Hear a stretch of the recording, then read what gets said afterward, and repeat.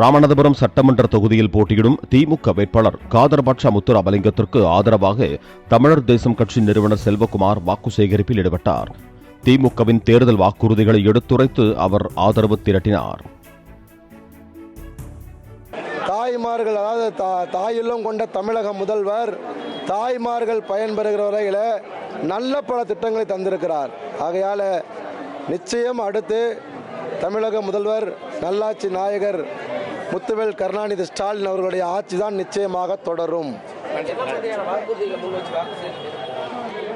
தாய்மார்களுக்கு 1000 ரூபாய் மாதம், அது 2000 ஆக போகுது. சின்ன விஷயம்.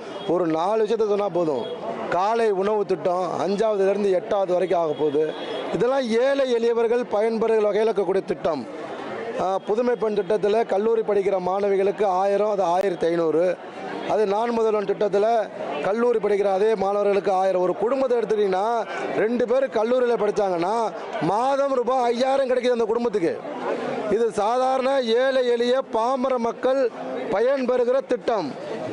சாதாரண ஏழை மக்கள் நிச்சயமாக நன்றி உணர்வோடு இந்த திட்டங்கள் தொடர உதயசூரியனுக்கு தான் வாக்களிப்பார்கள்.